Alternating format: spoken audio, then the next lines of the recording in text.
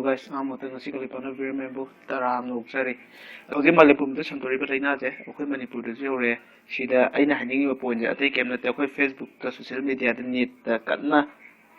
ꯍꯧꯖꯤꯛ ꯑꯃꯗ ꯑꯃ ꯅꯨꯡ ꯂꯪꯖꯅꯔꯤꯕ ꯑꯗꯨꯗꯩ ꯑꯃꯅ ꯑꯃꯕꯨ ꯕ꯭ꯂꯦꯝ ꯇꯧꯅꯔꯤꯕꯁꯦ ꯁꯤꯁꯦ ꯊꯥꯗꯣꯛꯑꯒ ꯁꯤꯗ ꯕ꯭ꯂꯦꯝ ꯇꯧꯅꯔꯒ ꯀꯩ ꯀꯥꯟꯅꯗꯣꯏꯅꯣ? ꯍꯥꯏꯗꯤ ꯌꯦꯡꯉꯣ ꯏꯟꯗꯤꯌꯥꯗꯁꯨ ꯑꯩꯈꯣꯏ ꯅꯣꯔꯠ ꯏꯁꯄꯨ ꯀꯟꯅ ꯑꯗꯨ ꯇꯧꯋꯤ ꯑꯗꯥ ꯇꯧꯋꯤ ꯀ꯭ꯋꯥ ꯃꯍꯤ ꯑꯣꯠꯁꯟꯅ ꯈꯣꯠꯇꯅ ꯅꯈꯣꯏꯅ ꯚꯥꯏꯔꯁ ꯄꯨꯊꯣꯔꯛꯄꯅꯤ ꯈꯣꯠꯄꯅꯤꯅ ꯁꯨꯃꯥꯏꯅ ꯇꯧꯅ ꯂꯩꯔꯦ. siga chap manaba thongdokse akhoi manipur state ju taw laireba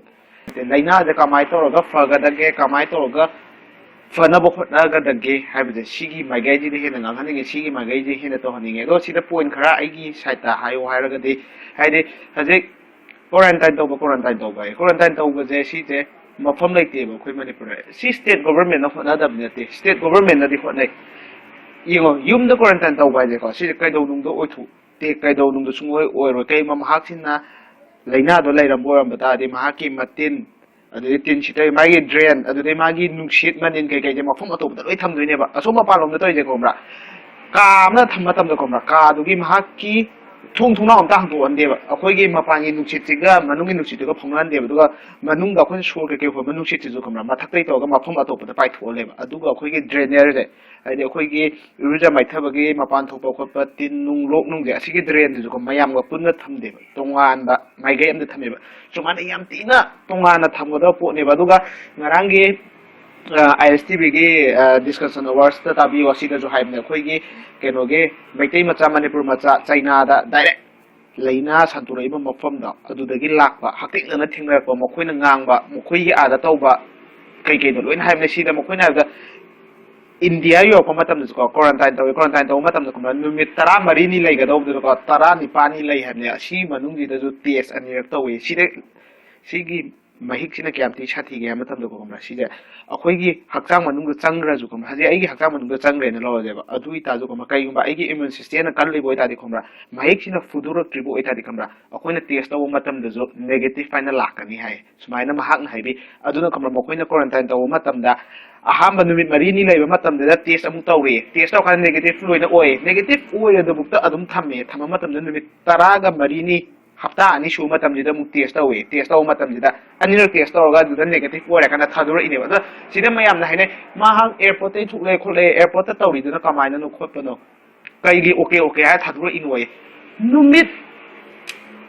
kai gumba punga mada siken amada minute amani da sida keno man namaga keno ma yenga khangbo oitade mahak se laina je mahik se chili chi de khangbo oitade quarantine haiba wahai sugumba program sugumba kanung khaiduk na sugumba ma tawrami je kaidong nung ga tawromoy ba asina oide ya de asi sina kanadre haiba ineba quarantine taw haide aduna akoi manipur gi jo koi state government na jo sindab ne te sille adubo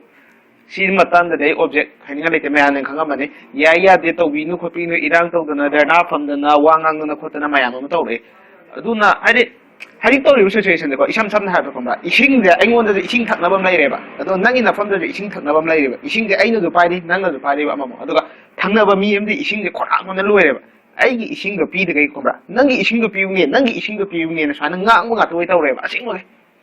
putil zo wam de thulo akoi gi si lei si mo fam je lei si de quarantine taw bi yu khot pi yu haro asi mafam ama nakoi na sana mafam ama jaga ama donate taw matam kharagi ni ko asida mokoi mapalom dila ko miyo singra sida hafta ani khatang le henu matam da khoi gi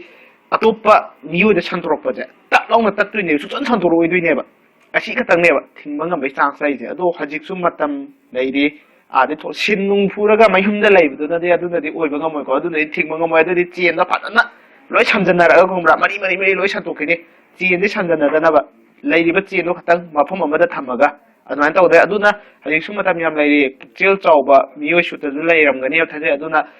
hakthing na chongthok piraga si mafam jida taw biyo si mafam jida mi kun namdi channi kun tham ni channi si mafam ji sma to ga thambiyo khopira sana chel chawba kha thopira ga adu mati fani khale aduga aigi wakhalon da amal laibna ko hade school gumma do yung yam na nakna bo emni ko aduna nungai ta bo oiraga jo government gi mafam laidana hade akoi gi kumalam pakumba sum kumalam pakse hajik se hostel nung gi mi lairam gani ab thadu de chap cha bani khangde ko mayum da loi chat ram nong male aduna mokoi gi hostel gumba laibdo ꯑꯗꯨꯗ ꯃꯤ ꯃꯌꯥꯝꯗꯤ ꯆꯟꯅꯤꯗꯅꯀꯣ ꯑꯗꯨꯒꯨꯝꯕꯗ ꯑꯣꯏꯅ ꯇꯧꯍꯟꯅꯤꯡꯉꯥꯏꯗꯤ ꯁꯔꯥꯎꯟꯗꯤꯡꯗꯨꯁꯨ ꯌꯥꯝ ꯆꯥꯎꯔꯦꯗꯅ ꯑꯦꯟꯚꯥꯏꯔꯣꯟꯃꯦꯟꯗꯨꯁꯨ ꯍꯥꯏꯗꯤ ꯌꯥꯝ ꯃꯈꯣꯏꯒꯤ virus ꯀꯩꯀꯩꯗꯨꯅ ꯃꯍꯤꯛ ꯃꯇꯥꯏꯗꯨꯅ ꯌꯥꯝ ꯂꯥꯞꯅꯁꯨ ꯊꯣꯛꯄ ꯉꯝꯔꯣꯏꯗꯅ ꯑꯗꯨꯅ ꯑꯗꯨꯒꯨꯝꯕꯗ ꯑꯗꯨꯗꯩ ꯒꯣꯚꯔꯟꯃꯦꯟꯠꯒꯤ ꯄ꯭ꯔꯣꯄꯔꯇꯤꯁꯨ ꯑꯣꯏꯔꯕꯅꯤꯅ ꯑꯗꯨꯒꯨꯝꯕ ꯃꯐꯝꯗꯨꯗ ꯇꯧꯕ ꯑꯣꯏꯇꯥꯔꯗꯤ ꯑꯇꯣꯞꯄ ꯄ꯭ꯔꯖꯥ ꯃꯤꯁꯤꯡꯅꯁꯨ ꯑꯣꯕꯖꯦꯛ ꯇꯧꯕꯒꯤ ꯆꯥꯡꯁꯦ ꯈꯤꯇꯪ ꯅꯦꯝꯒꯗ꯭ꯔꯥ ꯍꯥꯏꯅ ꯈꯜꯂꯦ ꯑꯗꯨꯕꯨ ꯃꯇꯝꯁꯤꯗꯤ ꯌꯥꯝꯅ ꯊꯦꯡꯉꯦ ꯊꯦꯡꯉꯁꯨ ꯊꯦꯡꯅ ꯍꯧꯖꯤꯛ ꯂꯤꯁꯇꯤ ꯊꯣꯛꯂꯛꯑꯦꯗꯅꯀꯣ ꯃꯈꯣꯏꯒꯤ ꯐ꯭ꯂꯥꯏꯠꯇ ꯇꯧꯃꯤꯟꯅꯔꯤꯕ ꯃꯤꯑꯣꯏꯁꯤꯡꯗꯣ ꯑꯗꯨꯒꯩꯗꯣ ꯍꯧꯖꯤꯛ ꯑꯊꯨꯕ ꯃꯇꯝꯗ ꯁꯤꯒꯤ ꯈꯣꯡꯐꯝ ꯑꯁꯦ ꯂꯧꯍꯟꯅꯤꯡꯉꯦ ꯑꯩꯒꯤ ꯃꯥꯏꯀꯩꯗꯩ